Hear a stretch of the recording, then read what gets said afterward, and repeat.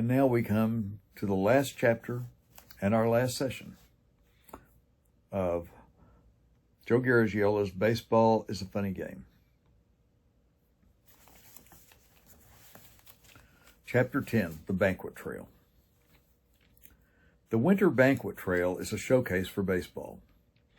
Now that I'm in the broadcasting business, it has become an even bigger part of my life than when I was a player. As a player, every day was a speech day for me. Talking to the players in the batter's box, my best audience was Henry Thompson of the Giants. Talking to the umpires, my men were Dusty Bogus and Jocko Conlon. And jockeying for position down in the bullpen with such great orators as Del Wilbur or Clyde McCullough. From the day on the hospital bed in 1950 when I was told that this injury could have ended my playing days, I made a real effort to become a talk-for-pay guy. Every day I agitated Harry Carey, the St. Louis Cardinal broadcaster, about what a soft job he had. Personal observation, I grew up listening to Harry Carey and Jack Buck call Cardinals games.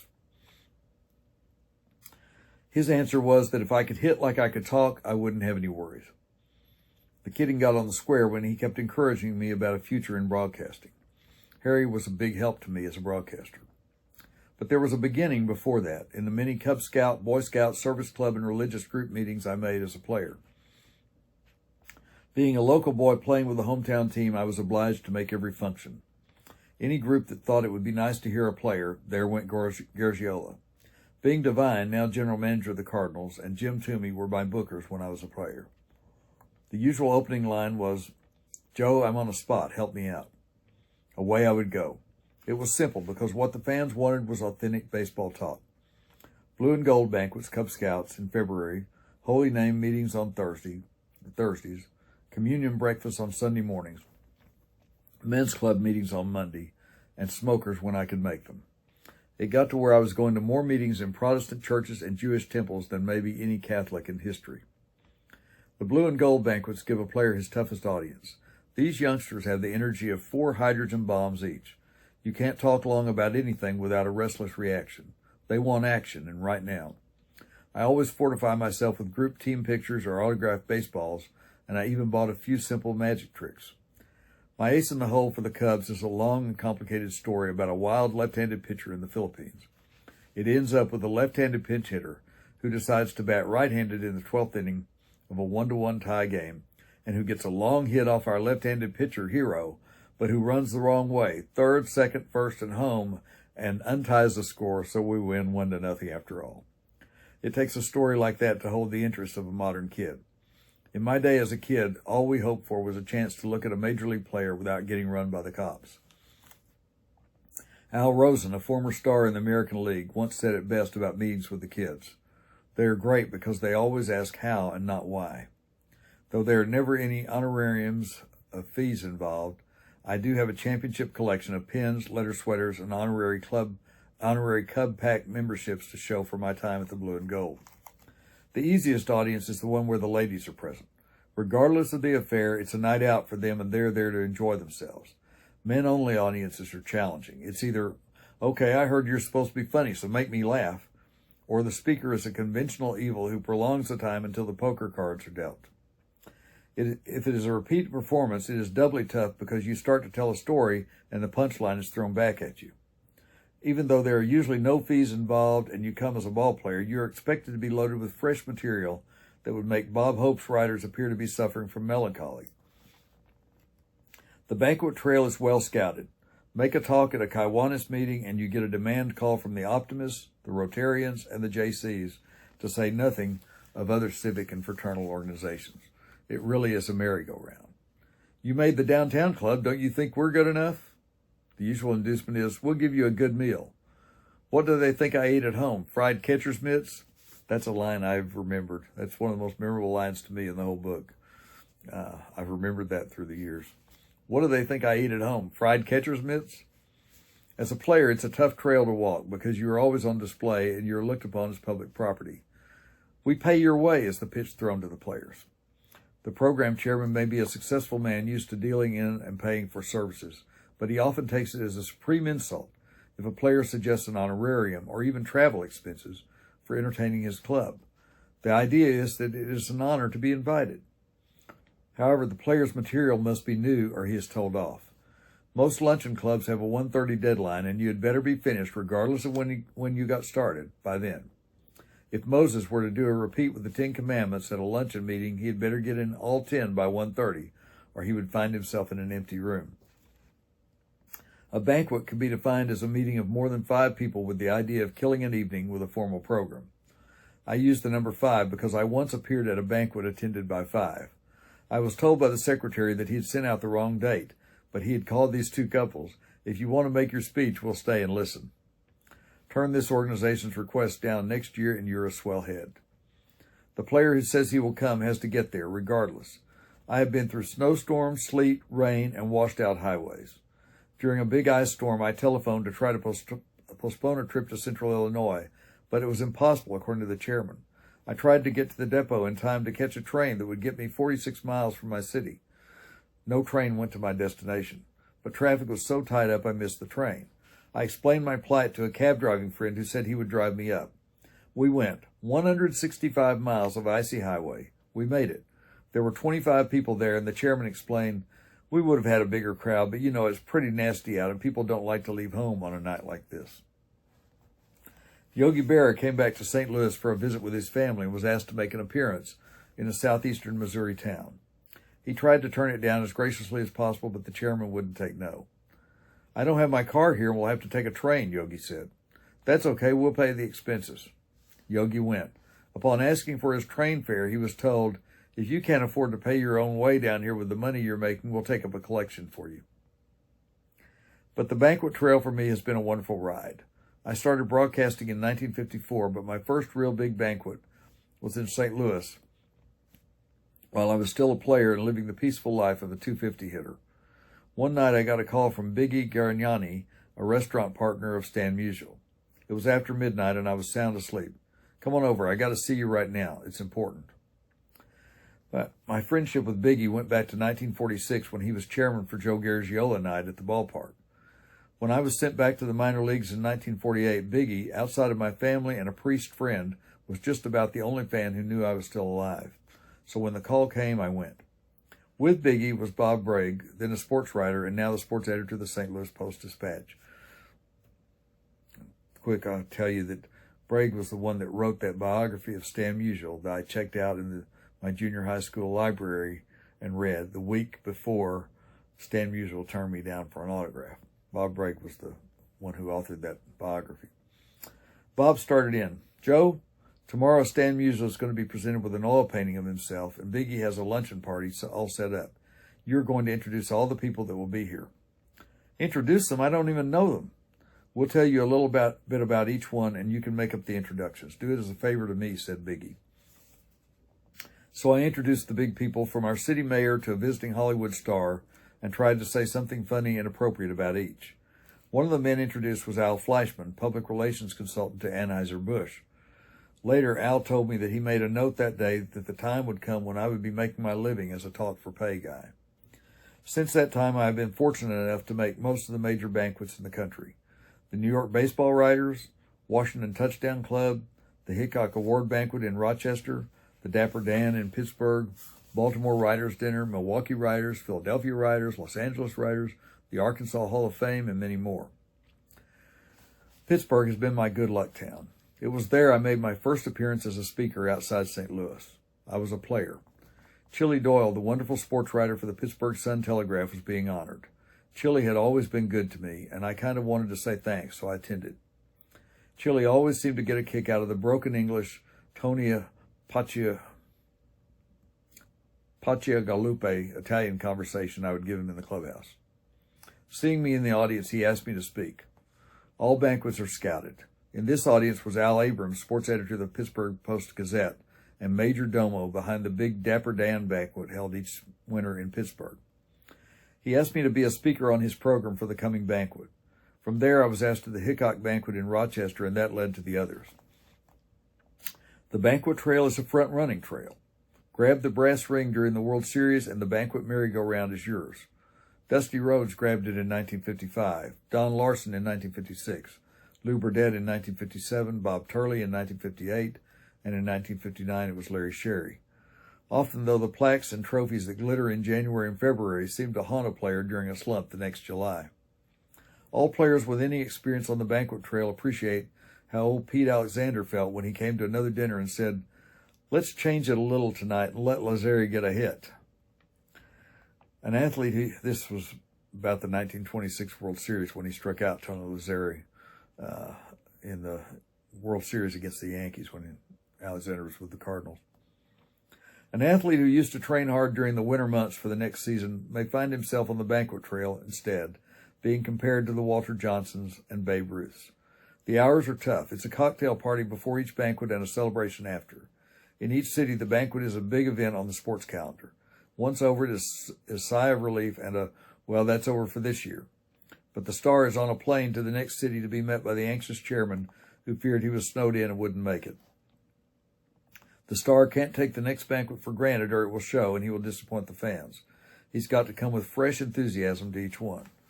I have sat at head tables with a good many of the stars. Usually I can see fingers pointing at me and can almost hear the fans asking one another who that is sitting next to Musial or Burdett.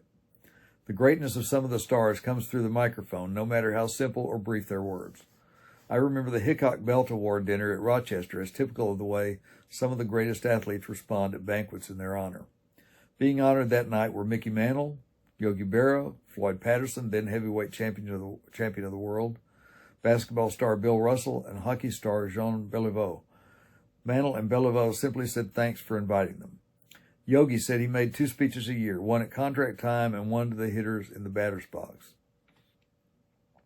Floyd said that he had a speech all written but had forgotten it at home. And Bill Russell kidded Mickey about reporting the value of the expensive belt he had received as income. None a speaker, but all of them came through as champions in their own line. Of all the stars and brass ring winners I've known, Stan Musial gets my number 1 place for being the most cooperative with fan groups and sports people on the banquet trail. There you go. I'm the only one he's ever turned down for anything. He has been at it for many years, and he still regards it as an important part of the game in which he has earned fame and fortune. Lou Burdett is another of the most cooperative. After his 3 wins in the 1957 World Series, Burdett had to pitch almost every inning over again on the banquet trail, and he did it with the class of a true 20-game winner. He had many commitments, and he made them all. Of him, you never heard it said that dirty so-and-so was in Pittsburgh and Chicago, but he didn't come here like he promised. Wherever he went, Burdett was always being ribbed about the controversial spitball. I know I always said I didn't know if he threw a spitball or not, but there was a player with the Dodgers who always put windshield wipers on his glasses when Burdett pitched. Jack Buck, St. Louis broadcaster, said that one day Burdett was pitching while wearing a Ted Williams glove, and when he put the ball in it, the glove spit back. At the Pittsburgh banquet, Burdett was told that he had trouble pitching on hot, dry days and that he pitched like Brigitte Bardot walks, the only pitcher in baseball that could make coffee nervous. Listen to this for a month and a half while being told that you are the greatest pitcher ever, and you can see you would need a strong constitution to get to the end of the banquet trail. Burdett was a Herb Schreiner, folksy type speaker. He never exactly denied the spitter. He would just say that his best pitch is one that he doesn't throw. He did admit that he had an FDR pitch, fire, duck, and run. The funniest of the stars I've ever heard was Dusty Rhodes after the Giants' World Series victory over Cleveland in 1954. His was a deep Alabama style. He relived every pinch hit and gave the impression that he knew all the time that he could do it. He hinted that if DeRocher, the manager of the Giants that year, would have used him more, they could have clinched the pennant sooner. Dusty would always get to his fielding. One day in Chicago, DeRocher put me in for defense. Ain't that a joke? Wanted to rest Monty Irvin. Anyhow, there I am in left field. The first ball comes out and I drift under it, I think, and the ball lands behind me. But Leo's got confidence in me. 1 out later, another one comes in my area, and I know I got it centered, but it must have hit an air pocket because it goes about 10 feet behind me. 1 out later and 3 runs later, here it comes again. I get a good jump on this one. The wrong way, but a good jump, and it lands 5 feet in front of me. With some fast fielding, I held my man to a triple, and now I call time. I run into the bench. You want sunglasses, Leo asks. Sunglasses? Give me a helmet before I get killed. Dusty was one of the few that returned to many a banquet the next year, even though it wasn't his year to grab the hot hand. Danny Murtaugh is also a big hit on the banquet trail. Being a scrapper, most of his stories are about umpires, and Danny being Irish, most involve Jocko Conlon. We're playing the Cardinals, Danny takes off. Conlon is behind the plate. I got the count to 3-2, and here comes one I think is across my eyes. Conlon calls it strike 3. Well, I gave him a little beef, and finally he throws me out of the game. So now I stop and I say to Conlon, Jocko, just look around the infield. Musial, a Pole, at first base. Shaindienst, a Dutchman, at second base. Marion, I don't even know what he is, at short. And Karowski, another Pole, at third base.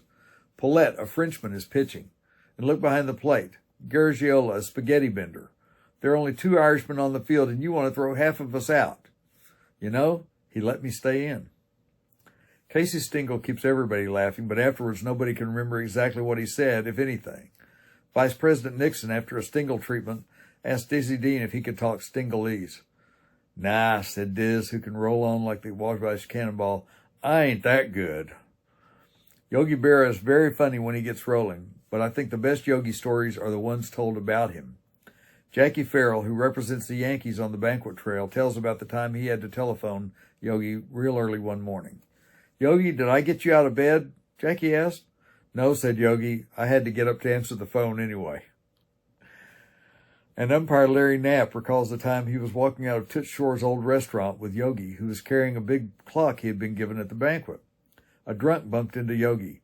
Excuse me, Yogi said. The drunk looked at him indignantly. Why can't you wear a wristwatch like everybody else? Fred Haney, after winning his first World Series as manager of the Braves, told how his star, Henry Aaron, stopped Yogi Berra as a conversationalist at the plate. When Henry came up to hit, Yogi noticed that the trademark on the bat was down. Henry, Yogi said, you don't want to break that bat. Better turn it around so you can read the trademark. Yogi, Henry replied, I didn't come up here to read. Yes, you hear a lot of wonderful stories on the banquet trail, and a lot of wonderful things happen to you.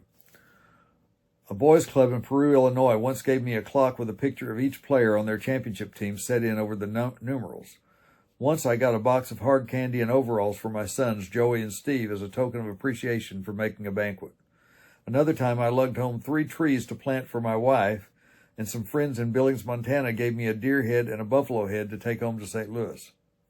I got a gold baseball from the Bantam team of St. John the Baptist and a prayer book from the kids at St. William's. An Illinois farmer insisted upon my coming home with him after a banquet, and he gave me 2 dozen fresh eggs, and the Elks once gave me a camera. I went to the lighthouse in St. Louis to make a talk before the blind.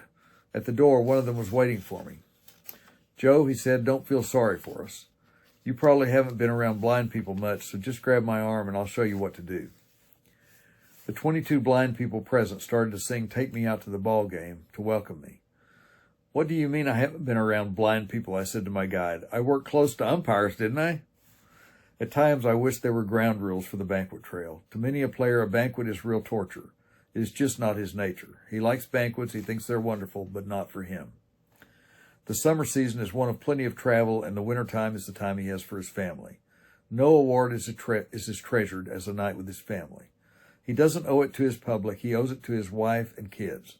It may be just one night as far as your organization is concerned, but every organization feels the same way. In my case, it is part of my job, as it is with Lefty Gomez, Rip Collins, and others who have gone to work for individual companies. For the players, though, organizations would make the banquet trail a lot more pleasant if they observed these ground rules. 1, don't lie about the schedule to make sure the personality gets there in plenty of time. If you want him at 7, don't say 5 and have him sitting around. 2, the player thinks his kids are great too and gets tired of seeing pictures of somebody else's junior in a baseball suit, followed with the remark, I bet my kid can hit better than your kid. 3, get your biographical information straight. Get him on the right team and pronounce his name right. I didn't mind it, but I'll bet Joe DiMaggio would do flips if he heard me introduce him. 4, in introducing him, don't embarrass the player by making him greater than his record. Each year I don't play, I get better. The first year on the banquet trail, I was a former ball player. The second year, I was great. The third year, one of baseball's stars, and just last year, I was introduced as one of baseball's immortals. The older I get, the more I realize that the worst break I had was playing. 5, if a player comes any distance, offer to pay his expenses. 6, be as courteous after the banquet as before. I have been met in some cities by the mayor, After the banquet, nobody even said goodbye. 7. Let the ball player make his own social plans in your city. He'll tell you if he has nothing planned. Sitting around your living room after the banquet with your boss can be pretty rugged. 8. Tell the player beforehand what you have planned for him. He may have something else planned, and your request to visit a hospital puts him in a tough spot. 9. Give the player a break next time you meet him after the banquet. Even though you have every right to think he will remember you, keep in mind that he has seen many faces and heard a lot of names since then. So don't go up and say, "How you been, Joe? Remember me?" Instead, say, "Joe, I'm Mr. Smith. We were together during the father and son banquet in Jonesville." He'll appreciate it. And if the situation is right, he might say, "How you been, Mr. Smith? We had a time that night, didn't we? I want you to know Stan Musial. Stan, this is my friend, Mr. Smith from Jonesville." And I gave you a bum steer before. That's the end of chapter 10. That is not the last chapter of the book. There's one chapter remaining. And even though we've topped the 20-minute mark, I'm going to go ahead and finish up because it is a very short chapter with about 2.5 pages. Chapter 11, the wind-up. When I was a kid on the Hill in St. Louis, I dreamed of being a big league ball player, and the Hall of Fame was my destination. After I left the boys' world where you hit make-believe grand slammers and had entered the man's world between the foul lines where you take pride in drawing a walk, I realized that only the real greats make the Hall of Fame and that I was going to fall short. It was about then that baseball began to mean more than just a game to me. Baseball gives you every chance to be great. Then it puts every pressure on you to prove that you haven't got what it takes. It never takes away the chance, and it never eases up on the pressure. Baseball is played out in the open where people pay their money to come and watch and players respond to test. Baseball is played out in the open where people pay their money to come and watch and players respond to test and challenge and pressure. An egghead friend of mine says that baseball is a popular art form the way the Greek theater in olden days was a popular art form. It's variations on ancient themes. He says people come to the ball games today the way they went to the theater in the days of Sophocles and Aeschylus. The people know what it's all about, but nobody knows how it's going to work out this time. In baseball, how can you tell how it's going to work out when the script for today's game is always written by those great collaborators, ability, pressure, heart, and luck? Baseball is just a boys' game that men play to make a living. Most people don't play games to make a living.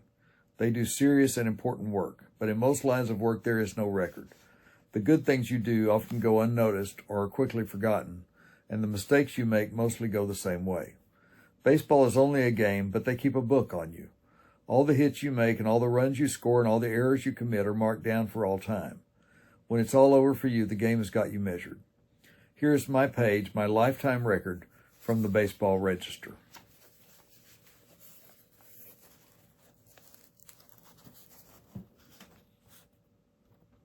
And I think you can see that there. That's Joe's baseball page from the Baseball Register. Give you a moment to kind of check it out.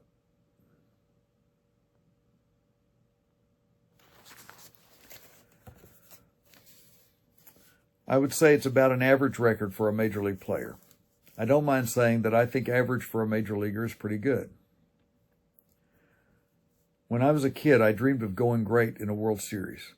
You will note from the record that baseball gave me a chance in the World Series of 1946, and that I hit .316 and made no errors and helped the Cardinals win the World Championship from the Red Sox. As a player, that has to be my greatest thrill, being a part of that championship team. Baseball means to me that nobody can make it alone. You've got to have it all alone, but you can't do it alone. You've got to get along with the other guys and play ball with them. You don't have to like them, but you have to play ball with them or quit playing ball. Baseball means to me that everybody has got a chance. It's like what the United States of America stands for. But it's more honest in the game than it is in the real thing. In baseball, they don't give you anything but a chance. Nobody tells you that you can make it. That's up to you, but they give you a shot at it. Baseball is a game where a little guy has got a chance, where a kid who wears glasses has got a chance, and where a black kid has got a chance. Let a double play ball come to the shortstop. Does he ask himself if the second baseman is Catholic, Baptist, Jew, Methodist, black, white, or polka dot? He knows this is the guy he's going to make a double play with if there's going to be a double play. So he shows him the ball if he can and feeds it to him at eye level the best way he can to help him make the double play. Baseball is a game of race, creed, and color. The race is to first base. The creed is the rules of the game. The color, well, the home team wears white uniforms and the visiting team wears gray. In baseball, you're with every guy on your club and you're against every player on the other club from the time the game starts until it's over. You've got your whole club with you too, but you're all alone sometimes where they can't help you. Go to a Little League game where all the parents come out to cheer their kids and watch a 10-year-old boy step in the batter's box with the tying run at third, the lead run at second, 2 out in the ninth. The kid may wish he was home watching the Lone Ranger be brave on television, but he has to do it. It doesn't make any difference then whether his father is a banker, a baker, or in prison. Right then, what his father is can't help him. The kid has to stand up there and strike out, pop up, or get the big hit. He has to stand up there alone, and what counts is how he bears down. The kid doesn't fail if he doesn't get the big hit. Stan Musial, with one of the greatest batting records in the history of the game, only gets about 3 hits for every 10 times at bat. Does this mean that he fails the other 7 times? You stand up there alone and bear down.